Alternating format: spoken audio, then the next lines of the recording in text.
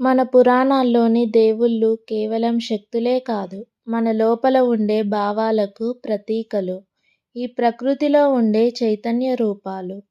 అయితే మనం రెగ్యులర్గా వినే కథలకు భిన్నంగా కొన్ని అరుదైన గాథలు మన క్షేత్ర పురాణాల్లో దాగి ఉన్నాయి. అలాంటి ఒక ఆసక్తికరమైన కథే ఇది.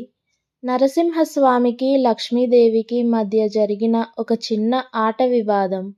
ఆ సరదా పోరు కాస్త సీరియస్గా మారి ఒక అద్భుతమైన క్షేత్రం వెలవడానికి, ఒక కొత్త అవతారం పుట్టడానికి కారణమైంది. అదే కర్నూలు జిల్లాలోని ప్రముఖ పుణ్యక్షేత్రం మద్దిలేటి నరసింహస్వామి కథ. హిరణ్యకశిపుని సంహారం ముగిసింది, కానీ ఆ ఉగ్రత తగ్గలేదు. నిప్పులు చెరిగే కళ్ళు, బ్రహ్మాండాన్ని వణికించే గర్జన. నరసింహస్వామి ఆవేశం చూసి అటు భూలోకం, ఇటు దేవలోకం భయంతో విలవిల్లాడిపోయాయి. ఆ ప్రళయ రూపాన్ని ఆపే ధైర్యం ఎవరికీ లేదు. చివరికి సాక్షాత్తు లక్ష్మీదేవి అడుగుపెట్టింది. ఆ ఉగ్ర నరసింహుడి చెంత చేరి తన ప్రేమతో, కరుణతో ఆ క్రోధాగ్నిని శాంతింపజేసింది. నిజానికి ఇదొక కథ మాత్రమే కాదు, ఒక గొప్ప తాత్విక సత్యం. శక్తి లేని శాంతి నిస్సహాయమైనది. శాంతి లేని శక్తి అత్యంత ప్రమాదకరమైనది. శక్తి, శాంతి ఈ రెండూ కలిస్తేనే సమతుల్యం. ఆ సమతుల్యమే లక్ష్మీ నరసింహ తత్వం. అయితే ఆ శాంతి ఎంతో కాలం నిలవలేదు. ఒక సరదా పందెం, ఒక చిన్న ఆట ఆ దివ్య దంపతుల మధ్య చిచ్చు పెట్టింది. స్థానిక పురాణాల ప్రకారం ఒకానొక ప్రశాంత సమయంలో నరసింహస్వామి, లక్ష్మీదేవి కలిసి పాచికల ఆట ఆడటం మొదలుపెట్టారు. అది కేవలం ఆట మాత్రమే కాదు, ఇద్దరి మేధస్సుకు పరీక్ష. ఆ పందెంలో చివరికి లోకమాత లక్ష్మీదేవిదే పైచేయి అయ్యింది. స్వామివారు ఓడిపోయారు. విజయోత్సాహంతో లక్ష్మీదేవి తన గెలుపుని ప్రకటించింది. కానీ అప్పటికే హిరణ్యకశిపుని సంహరించిన ఆ ఉగ్ర ప్రభావం స్వామివారిలో ఇంకా పూర్తిగా చల్లారలేదేమో. ఆ ఓటమిని ఆయన అంగీకరించలేకపోయారు. నేను ఓడిపోవడమేంటి అన్న అహం, నువ్వు ఓడావు అన్న అమ్మవారి నిజాయితీ. ఆ చిన్న సరదా కాస్త పెద్ద వివాదంగా మారింది. ఆ వివాదమే ఒక అద్భుతమైన మలుపుకు దారితీసింది. ఆ పంతం వల్లే స్వామివారు వైకుంఠాన్ని వదిలి ఈ మద్దిలేటి అడవుల్లోకి అడుగు పెట్టాల్సి వచ్చింది. అయితే ఈ కథను మనం కేవలం ఒక గొడవగానో, దంపతుల మధ్య అలకగానో చూడకూడదు. దీని వెనక ఒక నిగూఢమైన పరమార్థం ఉంది. ఈ పురాణ గాథ ఒక గొప్ప జీవన సంకేతం. ఇక్కడ నరసింహుడు అంటే ఆపలేని ఉగ్ర చైతన్యం, అపరిమితమైన శక్తి. లక్ష్మీదేవి అంటే ఆ శక్తిని నియంత్రించే సమతుల్యం, శాంతి మరియు స్థిరత్వం. జీవితం అనే ఈ పెద్ద ఆటలో గెలుపోటములు సహజం. కానీ సాక్షాత్తు ఆ దేవుడే ఓటమిని అంగీకరించలేకపోయాడు అంటే అది మనలోని అహంకారాన్ని ప్రతిబింబిస్తోంది. ఎప్పుడైతే మనిషి శక్తికి అహంకారం తోడవుతుందో అక్కడ శాంతి లోపిస్తుంది. ఎప్పుడైతే సమతుల్యం తప్పుతుందో అక్కడ అస్థిరత్వం మొదలవుతుంది. ఆ అస్థిరతను తొలగించుకోవడానికి, అహాన్ని అణుచుకోవడానికి ఆ దేవుడే అడవుల పాలయ్యాడు అంటే అది మనలాంటి సామాన్యులకు ఆయన నేర్పిన ఒక పెద్ద పాఠం. ఓటమిని అంగీకరించని నాడు వైకుంఠం లాంటి సుఖం కూడా భారమైపోతుంది. అందుకే ఈ మద్దిలేటి కథ కేవలం ఒక దేవుడి కథ కాదు, అహం నుండి ఆత్మజ్ఞానం వైపు సాగే ప్రయాణం. అప్పుడు అసలు విభజన మొదలైంది. గెలుపును కూడా హుందాగా స్వీకరించలేని ఆ పంతాన్ని చూసి లోకమాత లక్ష్మీదేవి చలించిపోయింది. ఆ కోపంతో, ఆ వేదనతో ఆమె నరసింహుడిని విడిచి వెళ్ళిపోయింది. వైకుంఠపు వెలుగులు ఆరిపోయాయి. శాంతికి ప్రతీకైన లక్ష్మి లేని చోట నరసింహుడు మరింత ఒంటరైపోయారు. ఇక్కడే మనం ఒక నిగూఢ సత్యాన్ని గమనించాలి. శక్తి మరియు శాంతి ఇవి విడిపోతే అక్కడ మిగిలేది కేవలం శూన్యం. లక్ష్మి లేని నరసింహుడు అంటే నియంత్రణ లేని అగ్నిపర్వతం, సమతుల్యం కోల్పోయిన ప్రకృతి. ఎప్పుడైతే మన జీవితాల్లోంచి శాంతి దూరమవుతుందో అప్పుడు మనకు ఉన్న శక్తి కూడా మనల్ని దహించి వేస్తుంది. ఆ ఒంటరితనం, ఆ అశాంతి స్వామివారిని ఎంతలా కుదిపేశాయంటే తనను తాను వెతుక్కుంటూ, తన శాంతిని వెతుక్కుంటూ ఆయన జనారణ్యం దాటి అడవుల బాట పట్టారు. అదే ఈ మద్దిలేటి క్షేత్ర ఆవిర్భావానికి తొలి అడుగు. అశాంతితో రగిలిపోతున్న ఆ ఉగ్ర నరసింహుడు లక్ష్మీదేవిని వెతుక్కుంటూ వైకుంఠం దాటి భూలోకానికి దిగివచ్చారు.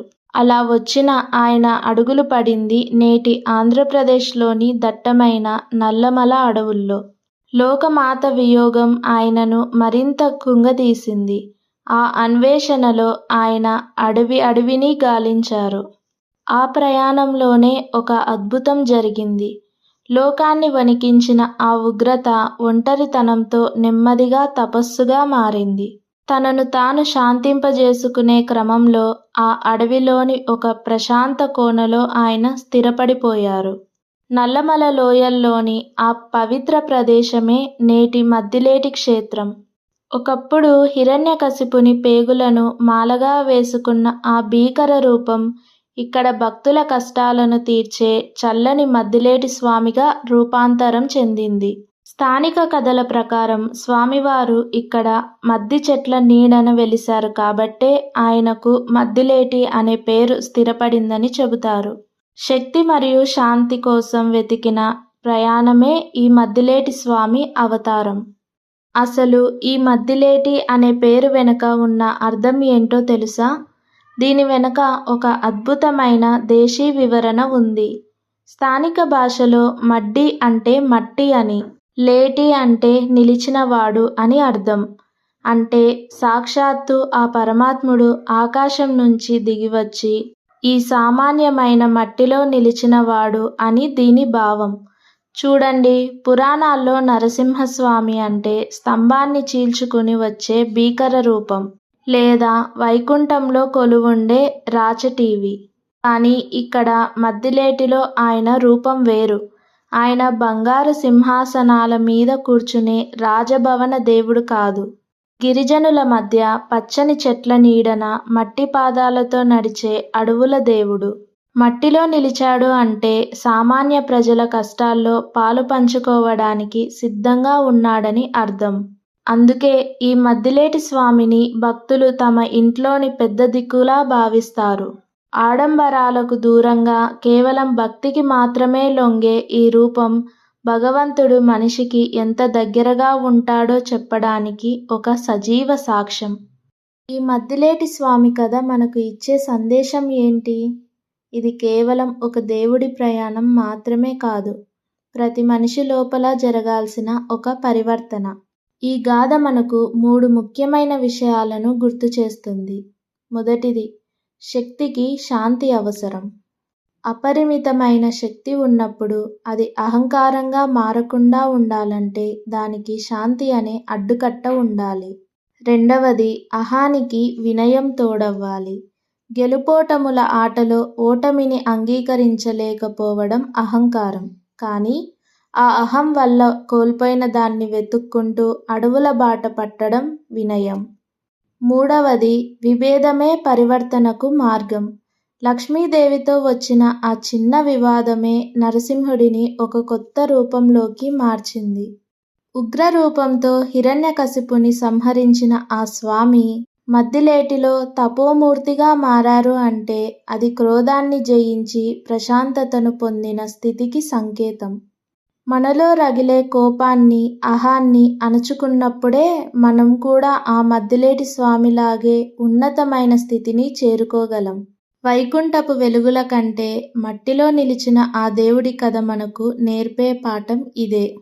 నల్లమల గుండెల్లో కొలువైన మద్దిలేటి స్వామి కేవలం ఒక విగ్రహం కాదు. ఆ అడవి బిడ్డలకు ఆయన ఒక శక్తి, ఒక రక్షణ, అన్నింటికీ మించి తమ శాపాలను హరించే దైవం. మీరు గమనిస్తే ఇక్కడి ఆలయాలు మిగతా చోట్లలా రద్దీగా ఉండే పట్టణాల మధ్యనో, కాంక్రీట్ కట్టడాల మధ్యనో ఉండవు. అవి ప్రకృతి ఒడిలో దట్టమైన అడవుల మధ్య కొలువుదీరి ఉంటాయి. నిజానికి ఇదొక గొప్ప సూచిక.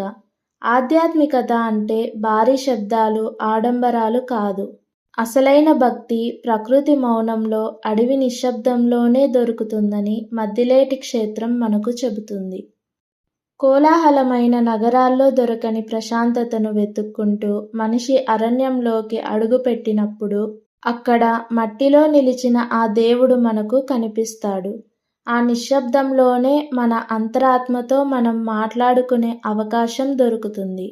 ఆ ఏకాంతమే ఆ అడవుల దేవుడు మనకిచ్చే అసలైన వరం.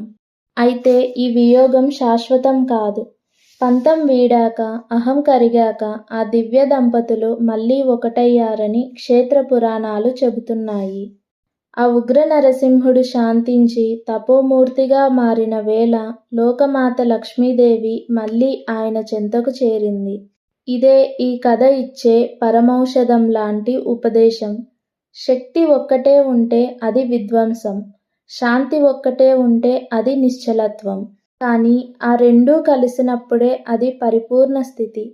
వైకుంఠం వెలిగిపోవాలన్నా, మన జీవితం నిలవాలన్నా నరసింహుడి పరాక్రమానికి లక్ష్మీదేవి కరుణ తోడవ్వాలి. అందుకే మద్దిలేటి కొండల్లో మనం చూసేది కేవలం ఒక విగ్రహాన్ని కాదు, సమతుల్యం దెబ్బతిన్న జీవితం మళ్ళీ ఎలా చక్కబడుతుందో చెప్పే ఒక సజీవ పాఠాన్ని. శక్తి, శాంతి ఈ రెండింటి కలయికే అసలైన వైభవం. అదే లక్ష్మీ నరసింహ తత్వం. సబ్స్క్రైబ్ చేయండి. Thank you for watching.